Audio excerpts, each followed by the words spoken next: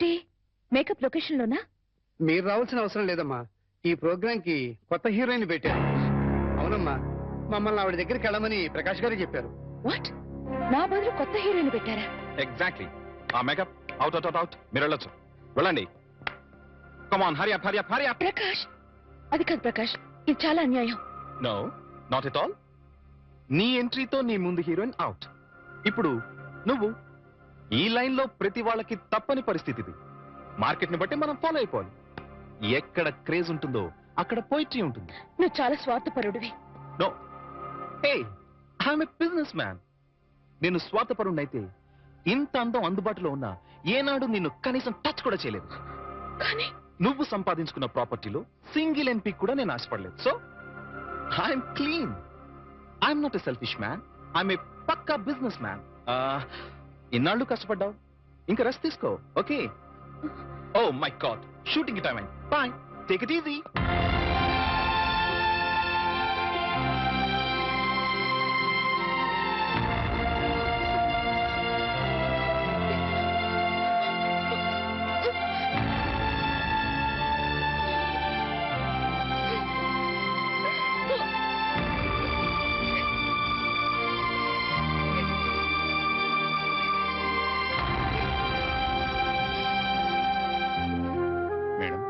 ये आपकी गाड़ी की चाबी है।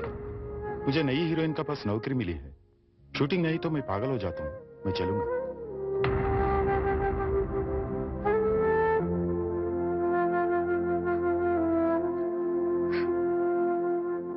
సీతా, ఏంటండి?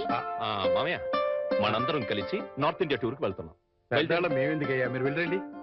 అదేం కుదరదు. ఎక్కడికి వెళ్ళినా అందరం కలిసే వెళ్ళాలి. అది కాదయ్యా, నాకు వేరే పనులున్నాయి.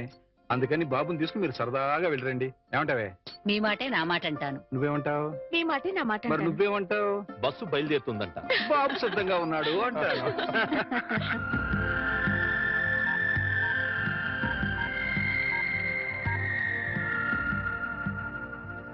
Hi Rita.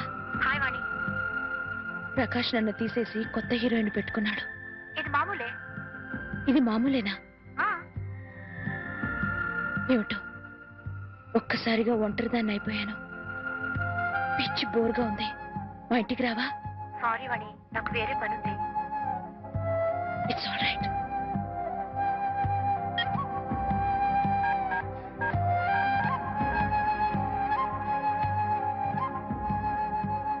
हाय रति। हाँ, मैं बिल्कुल अकेली हूँ। आज शूटिंग भी नहीं। मुझे बहुत बोर लगती है। तो मेरे घर आओ ना। क्या नहीं आ सकती हो? ओह, शूटिंग जा रही हूँ। अच्छी बात।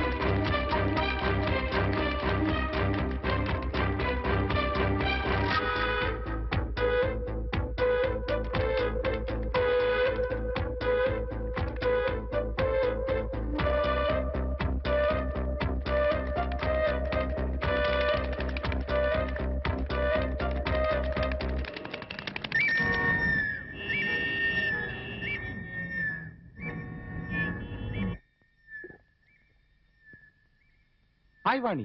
Come. కూర్చో సిట్ సిట్. ఏంటి ఏంటి ఇలా వచ్చా? పొద్దున్నుంచి ఎంత బోర్ కొట్టిందో తెలుసా? వాళ్ళకి ఫోన్ చేసి వీళ్ళకి ఫోన్ చేసి బీచ్లో కూర్చుని పిచ్చెక్కిపోయింది. I'm getting mad Prakash. ఈ ఒంటరితనాన్ని భరించలేకపోతున్నాను. నాకు వర్క్ కావాలి ప్రకాష్. సారీ, ఇంకా నీకు వర్క్ ఉండదు. ఉండదు అని ఫీల్ అవుతూ కూర్చునే కన్నా కార్లున్నాయి, బంగ్లాలున్నాయి, ఎంజాయ్. కార్లు కాలక్షేపానికి పనికిరావు. బంగ్లాలు ఒంటరితనాన్ని పోగొట్టలేవు. You have to adjust. ఒక్కరోజైతే ఉండగలను. జీవితాంతో ఇలా ఒంటరిగా ఎలా ఉండను? ఒంటరిగా ఉండడం ఎందుకు? మళ్ళీ పెళ్లి చేసుకో.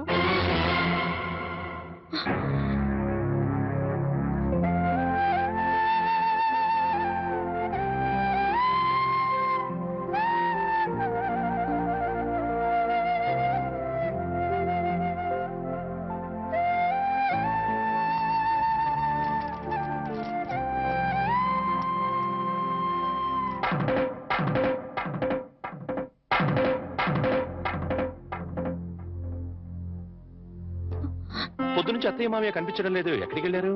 వాళ్ళు సైన్స్ మాస్టర్ కూతురు పెళ్ళట. మీరు నిద్ర లేచేసరికి వెళ్ళారు. సాయంకాలం వస్తారు. అలాగా? అయితే వాళ్ళ ఆఫీస్ దుమ్మా.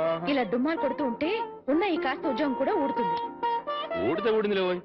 ఎవ్వరూ లేకుండా ఒంటరిగా ఇంట్లో ఎలా ఉంటావు? బోర్ కొట్టదు? నాకు బోర్ కొడితే మీకేంటంట? జీవితాంతం నీకు తోడుగా ఉంటానని ప్రమాణం చేశాను కదా.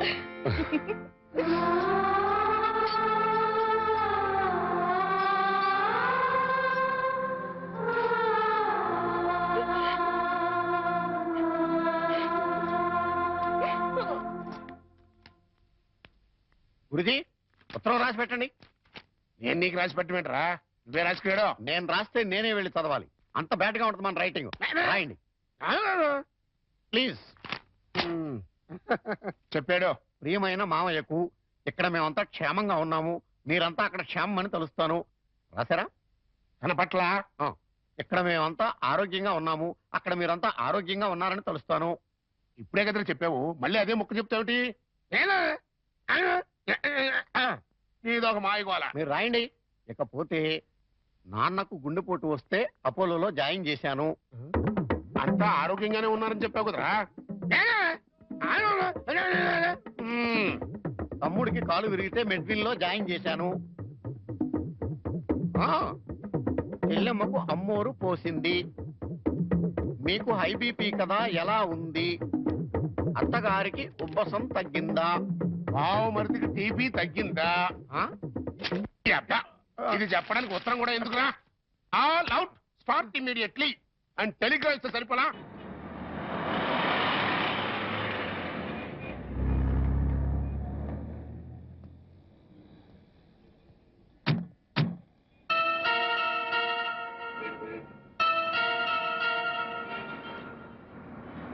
మీరు ఆఫీస్లో ఉండండి, నేను ఇప్పుడు వచ్చేస్తాను. అలాగే సార్, ఉంటాను.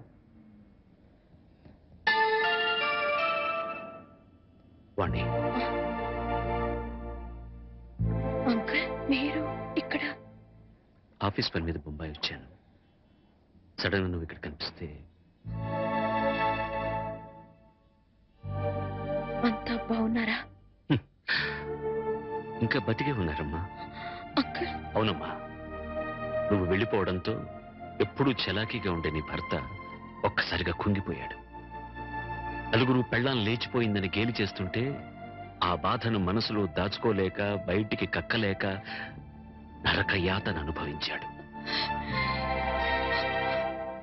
ఇక మీ నాన్న కన్న కూతుర్నే క్రమశిక్షణలో పెట్టుకోలేదు, వేలాది మంది విద్యార్థుల్ని క్రమశిక్షణలో పెట్టే అర్హత నాకు లేదని ఆ ఉద్యోగానికి రాజీనామా చేశాడమ్మా. మీ అమ్మ సరే సరే, అన్న కూతురు అత్తారింటికి వెళ్ళిందంటే ఏ తల్లైనా సంతోషిస్తుంది, కానీ అత్యాశలకు పోయి లేచిపోయిందంటే ఏ తల్లి మాత్రం సంతోషిస్తుంది చెప్పు? నిద్దట్లో కూడా నువ్వు గుర్తొచ్చి, నువ్వు చేసిన పని గుర్తొచ్చి తెల్లవార్లు ఏడ్చేదట. ఇక నీ బిడ్డ, వాడు ఆకలితో ఏడుస్తున్నాడు, అమ్మ కోసం ఏడుస్తున్నాడు, వాడు చెప్పలేడు, అవతల వాడికి అర్థం కాదు కదమ్మా. ఎందరు ఎంత అవహేళన చేసినా ఆ ఇంట్లో నవ్వుల్ని తన బోసి నవ్వులతో బతికించాడు. తన బోసి నవ్వులతో బతికించాడు. నేను తప్పు చేశాను అంకుల్. చెయ్యరాని తప్పు చేశాను. నన్ను క్షమించండి అంకుల్.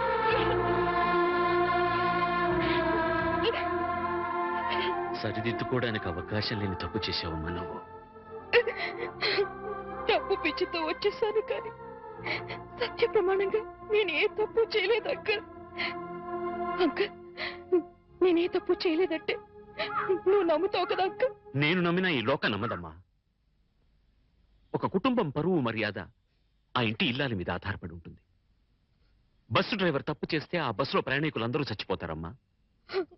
ఇంటి ఇల్లాలు చిన్న తప్పు చేస్తే ఆ కుటుంబ సభ్యులందరూ బతికున్నా చచ్చిన వాళ్ళతో సమానం. నేనంత దూరం ఆలోచించలేదు అంకుల్. ఇప్పుడు అర్థమవుతోంది నేను చేసింది ఎంత తప్పు. అంకుల్, నేను సంజాయిషి చెప్పుకోవాల్సింది కేవలం ఆయనకి మాత్రమే. నన్ను క్షమించమని ఆయన పాదాలు పట్టుకుని వేడుకుంటాను అంకుల్. ఏం చేసినా నువ్వు పోగొట్టుకున్న స్థానాన్ని తిరిగి పొందలేవు వాణ్ణి. మీ నాన్న రామారావుకు మళ్ళీ పెళ్లి చేశాడు. ఆ అమ్మాయి కూడా నీకు తెలుసు. మీ తెలుగు మాస్టర్ శర్మ గారి అమ్మాయి సీత. అంకుల్, జీవితంలో ఏం సాధించినా ఎన్ని పదవులు పొందినా అన్నిటికన్నా పెద్ద పదవి, గొప్ప పదవి ఇల్లాలు కావడమే. ఇల్లాలినై ఉండి నా జీవితాన్ని చేతులారా నాశనం చేసుకున్నాను. నన్ను నేను నిలువున తగలబెట్టుకున్నాను. అంకుల్, అంకుల్, నేను మీతో వచ్చేస్తాను అంకుల్. మీరు నన్ను తీసుకెళ్లరు. వాళ్ళంతా ఇప్పుడిప్పుడే కోలుకుంటున్నారమ్మా. చేసింది ఏదో చేసేసావు. నువ్వు వింటానంటే ఒక చిన్న సలహా చెప్తాను. వాళ్ళకు మళ్ళీ కనపడి వాళ్ళ జీవితాల్లో కల్లోలం లేపక వాణ్ణి. ఈ మాట చెప్పడానికి నాకు చాలా బాధగా ఉన్నా చెప్పక తప్పదు కాబట్టి చెప్తున్నానమ్మా. తర్వాత నీ ఇష్టం. వెళ్తా.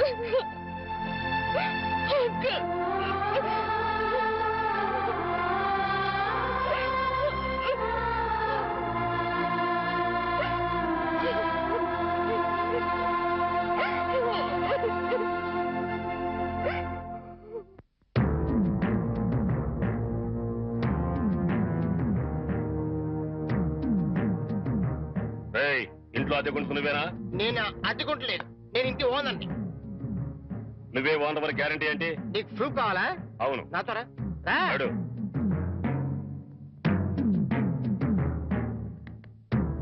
ఈ నెల అద్దె ఎప్పుడు కడతావు? కడతాను రా. మా రౌడీ గారు వస్తే నీ ఒంటి కట్లు కడతాను రా. అద్దె అడిగితే సెంట్రీ వేసి ఇస్తావేంటి? అద్దెగా కడతా, తప్పకుండా కడతా. హెడ్ తాకట్టు పెట్టాను సరే కడతా. సరేనా? కడతా కదా.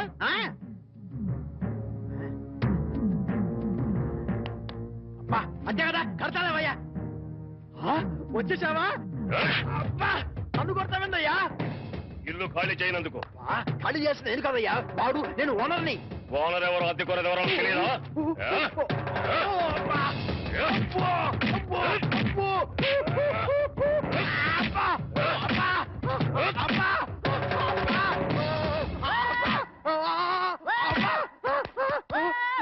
ఆడెళ్ళిపోయి చాలాసేపు అయింది.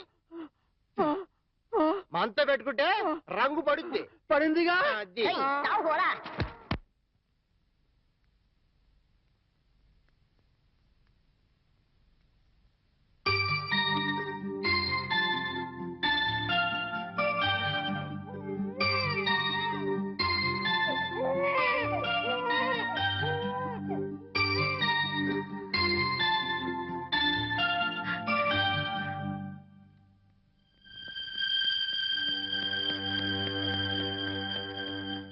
తాతయ్య మీకోసం ఎవరు వచ్చారు?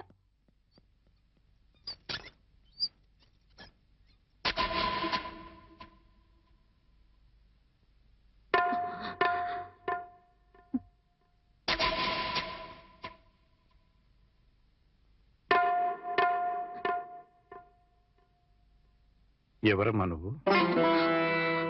చెప్పమ్మా, ఎవరు నువ్వు? నువ్వెవరో నాకైతే తెలీదు. ఒకవేళ మా ఆవిడికి ఎవరో తెలుసేమో. ఒక్కసారి పిలుస్తానుండమ్మా.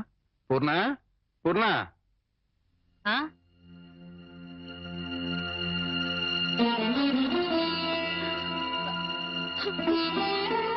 ఎవరమ్మా నువ్వు అంటే సమాధానం చెప్పడం లేదు. ఈవిడి గారు ఎవరు నీకెవరో తెలుసా? నాకు తెలియదండి. ఎప్పుడూ చూసిన గుర్తు కూడా లేదు. అమ్మా, నన్ను అలా పిలవకమ్మా. నన్ను అలా పిలిచే హక్కు నా కూతురు సీతకొక్కదానికే ఉంది. నీకేం కావాలి? ఏమిటే చూడబోతే ఆవిడ చాలా ధనవంతురాల్లో ఉంది. ఏదో కావాలని నీ పెంకుటింటి ముందు నిలబడి అడగాల్సిన కర్మ ఆవిడకేం పట్టిందే? చూడు, ఆవిడ కట్టుకున్న చీర చూడు. నీ జీవితంలో ఎప్పుడైనా అంత ఖరీదైన చీర కట్టుకున్నావా? ఏదో సంసార పక్షంగా సగటిల్లాలుగా బతికేస్తున్న నీ ఇంటికి అంత గొప్ప ఆవిడ ఎందుకు వస్తుంది? ఎవరిదైనా అడ్రస్ కనుక్కోవడానికి వచ్చి ఉంటుంది. అంతే కదమ్మా? మాట్లాడమ్మా, మాట్లాడితే కదా నువ్వెవరో తెలిసేది. మాట్లాడకుండా ఉంటే ఎలా తెలుస్తుందమ్మా? ఒకవేళ మీ దగ్గర చదువుకున్న అమ్మాయేమో, గుర్తు తెచ్చుకోండి. కాదే, నా దగ్గర చదువుకున్న వాళ్ళకి చదువుతో పాటు సంస్కారం, క్రమశిక్షణ కూడా ఉంటాయి. ఈవిడి గారిని చూస్తుంటే ఆ రెండూ ఉన్నట్టుగా లేవు. అందుకని ఈవిడ నా శిష్యులు కూడా కాదు. చూడమ్మా, మా అమ్మాయి గుడికెళ్ళే టైం అయింది. నిన్ను చూస్తే మా అల్లుడికి నీకు సంబంధం ఉందని అనుమానపడే అవకాశం ఉంది. దయచేసి ఇక్కడి నుంచి తొందరగా వెళ్ళిపోమ్మా.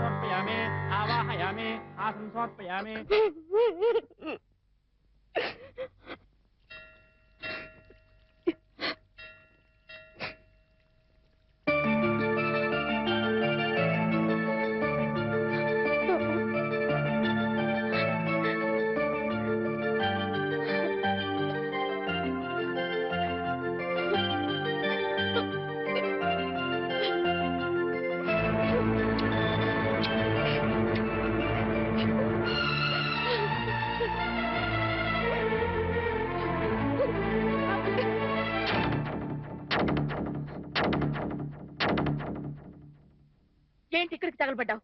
నా బాబుని ఎత్తుకుపోదావనా? మా ఆయన లేపుకుపోదావనా? నా ఇంటికి వచ్చినా మా వారితో మాట్లాడినా నరికి పోగులు పెడతాను. సీత, నా మాట కాస్త వింటావా? ఏంటి నీ మాట వినేది? నీలాంటి బజార్ దాని మాటలు వినాల్సిన అవసరం నాకు లేదు. ఏ మొహం పెట్టుకుని ఈ ఊరికొచ్చావే? సిగ్గులేని జన్మ, ఎందులో పడి చావాల్సింది.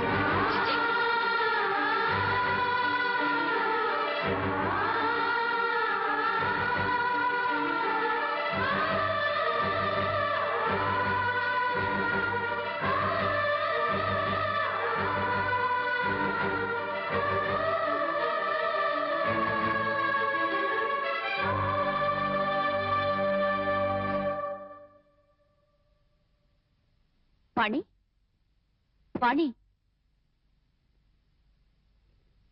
నువ్వు మా ఇంట్లో ఉన్నావని తెలిసి మీ అమ్మ నాన్న వచ్చారు. లోపలికి రమ్మని ఎంత పిలిచినా రావట్లేదు. నీతో మాట్లాడి వెళ్తామని బయటే నుంచున్నారు. నువ్వు వెళ్ళి మాట్లాడిరా.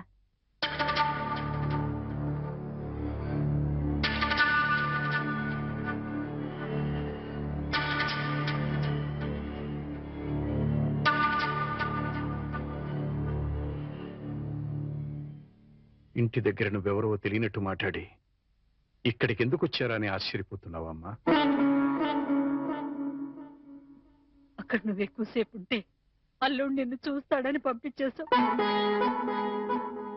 అమ్మా, ఈ ముసలి తల్లిదండ్రుల మీద, భర్త మీద నీ కక్ష తీరలేదా?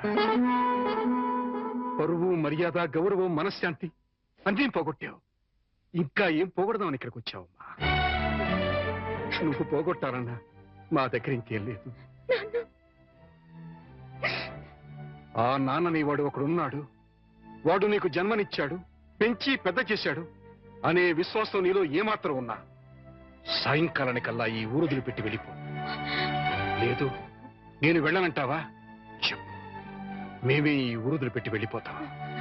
అమ్మా, నీకు 2 చేతులు ఎత్తి దండం పెడతాను.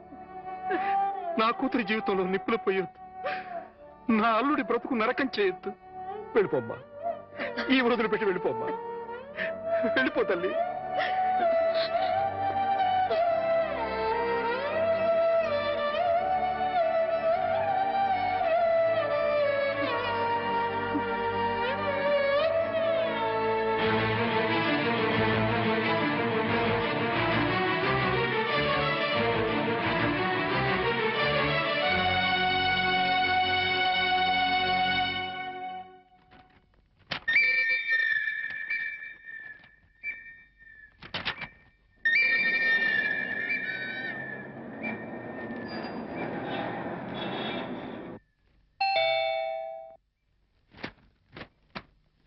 ఎవరు?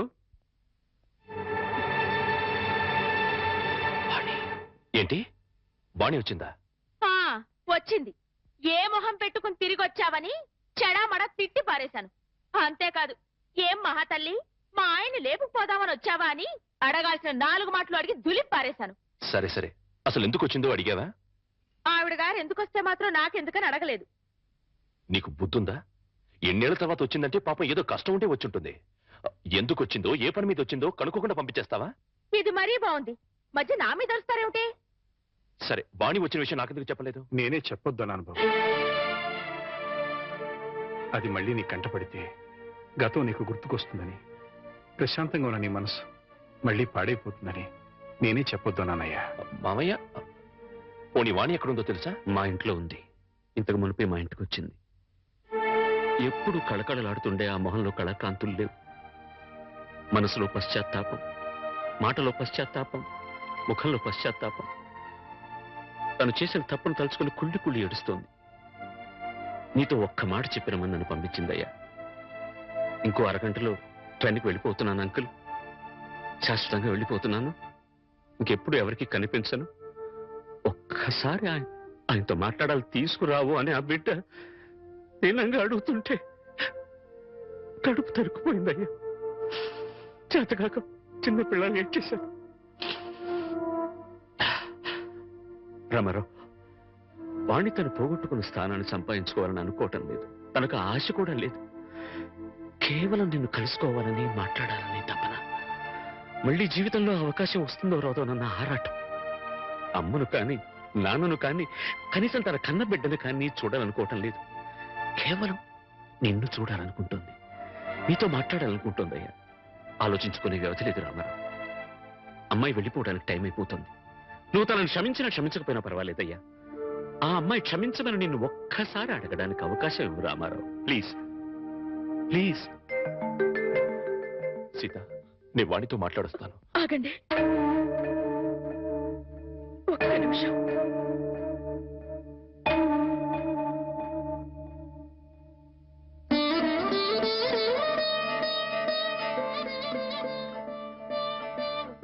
ఆడవాళ్ళు ఎవరొచ్చినా పసుపు కుంకుమ పెట్టి పంపడం ఈ ఇంటి ఆనవాయితీ.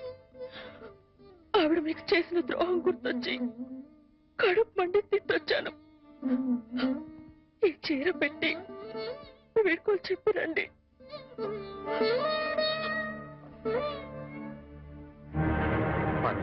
వాణి ఎక్కడ? ఆ గదిలో ఉంది. వెళ్ళు.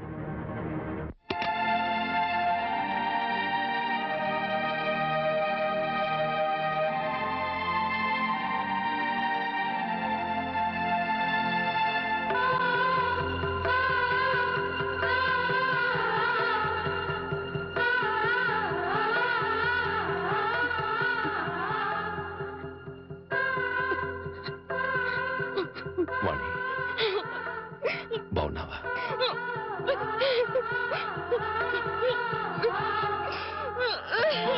వాణి, వాణి, ఏమిటిది?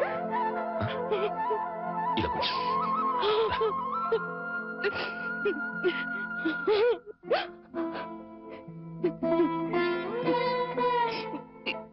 ఏమండి, మీతో ఎంతో మాట్లాడాలని ఉందండి, కానీ ఇప్పుడు నాకు టైం లేదు. నేను చెడిపోలేదండి. ఒట్టండి. ఎవరు నమ్మినా నమ్మకపోయినా నాకు అనవసరం. మీరు ఒక్కరు నమ్మితే నాకు అదే చాలండి. నమ్ముతున్నారు కదా? నమ్మకపోతే నిన్ను చూడటానికి వచ్చేవాడిని కాదు. చాలండి. ఇప్పుడు నాకెంతో తృప్తిగా ఉంది. ఏమండి, ఎవరూ లేని ఒంటరి దాన్ని అయిపోయానండి. వెళ్లే ముందు ఒక్కసారి మీ ఒళ్ళో పడుకొని నాకు మీరున్నారనే తృప్తితో వెళ్ళిపోతానండి. ఒప్పుకుంటారు కదా?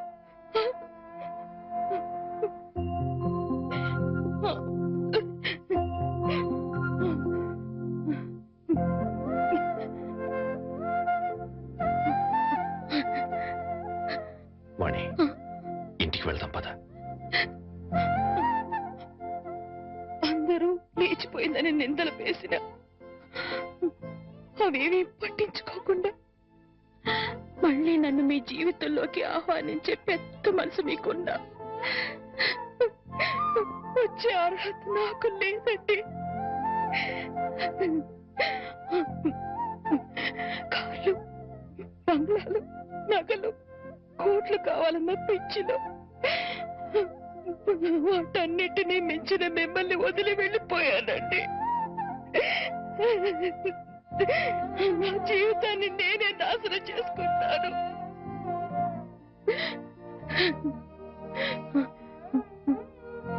మళ్ళీ ఇంకో జన్మంటూ ఉంటే మీ భారీగానే పుడతానండి. ఆ జన్మలోనైనా అందరూ మెచ్చుకునే భార్యగా జీవితాంతం మీతో కలిసి జీవించాలని కోరుకుంటున్నానండి. ఇక హాయిగా వెళ్ళిపోతానండి.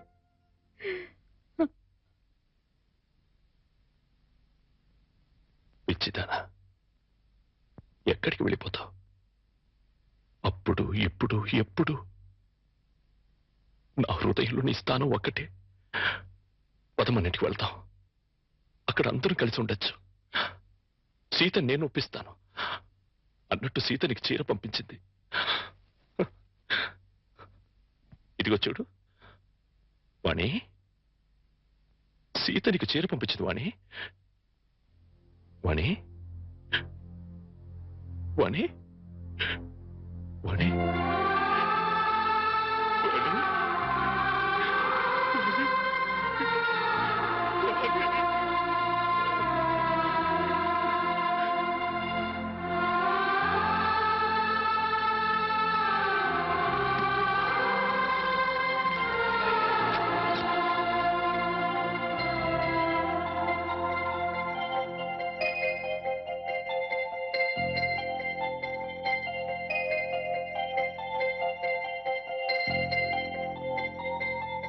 And for more videos, please subscribe to iDream. Please subscribe to iDream. Please subscribe iDream. And please subscribe to iDream.